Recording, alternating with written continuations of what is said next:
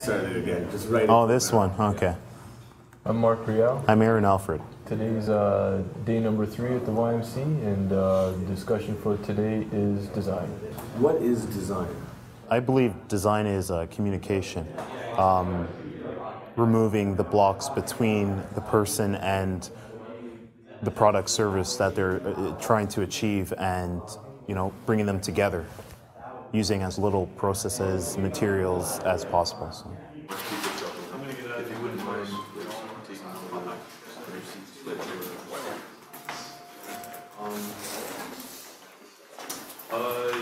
I will have mine set up first, and then My name's Dan Jacob, and I work at TELUS in event marketing. I've used Photoshop, I've used like some basic HTML editors, but nothing too sort of complex. I think my hope here with the course is to figure out better ways to use those tools and kind of understand like more trends in the industry as well. Welcome to day number 3, season 4 at the YMC. Today is the first day where we're really going to be getting hands-on with some particular programs.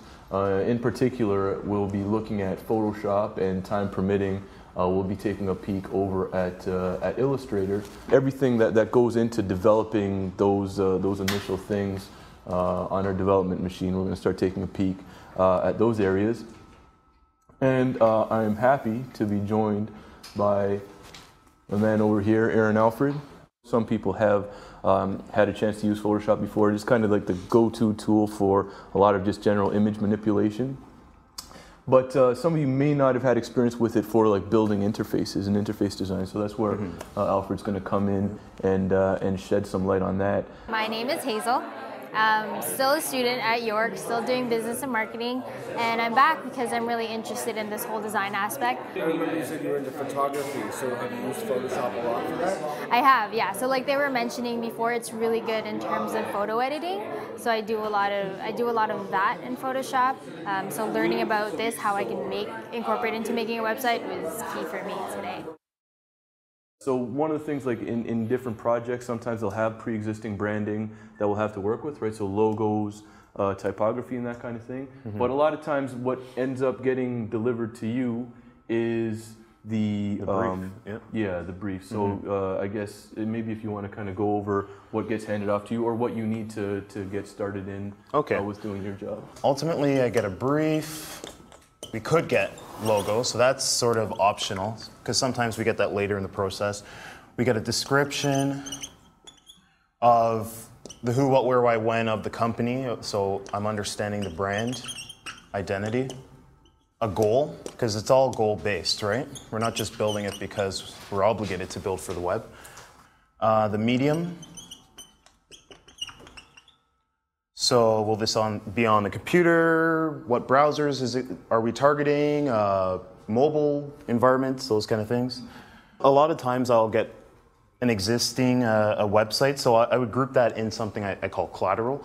So that could be pamphlets, business cards, this, that, whatever. That's more or less where I begin.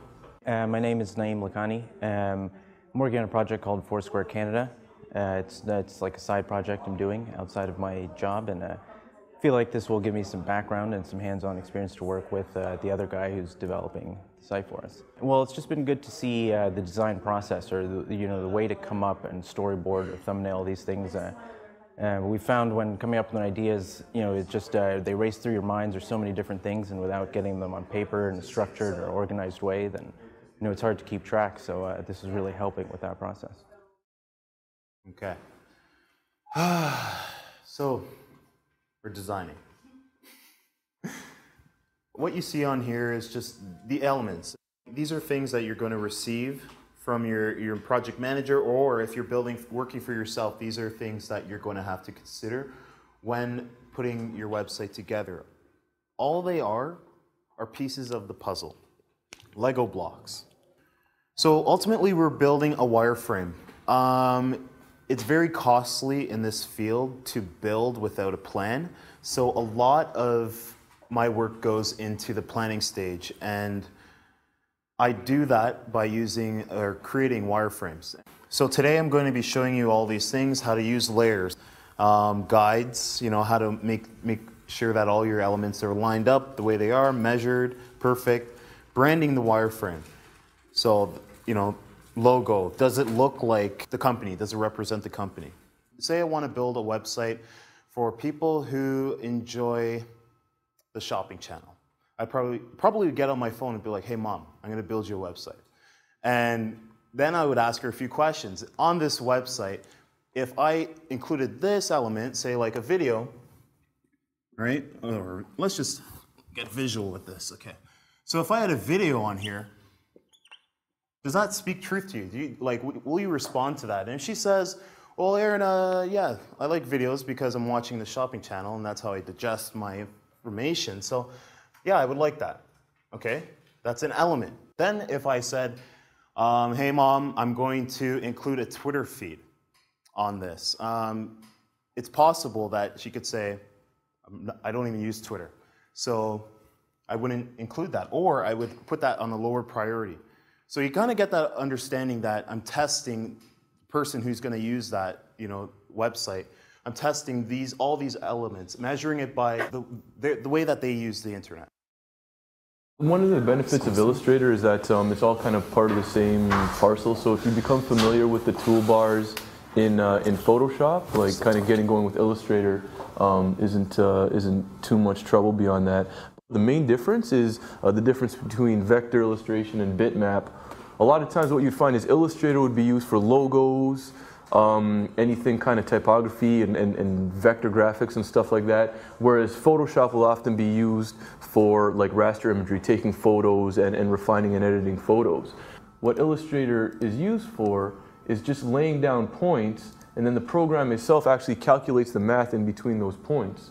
Animation and stuff like that, a lot of times Illustrator will be the go-to tool to make that vector animation so you can scale in, pan out. Like a lot of even cartoons these days, they'll actually be done in Flash. I was actually surprised when I saw the list of cartoons, like rather than, you know, any other types of programs, something that comes with all this stuff here. It's done in Flash. Silverlight's the same thing. A lot of sophisticated animations can get done in those, and they're all based on vector.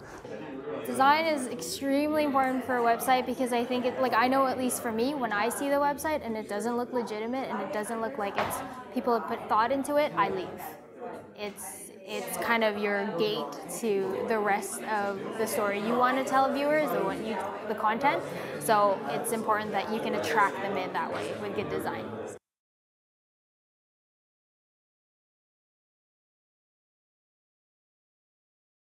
Good. That was a good one. Yeah, it was fun, man. Finally got our hands on some production programs there. Finally got to tear into a program and show some techniques. Last week we talked about wireframes and stuff like that, and site planning and those types of strategy things. And today was about starting to discuss implementing the branding on that, right? So colors, starting to discuss, you know, placement of logo and that kind of thing. So trying to incorporate the look and the style and the feel of the site in the actual planning.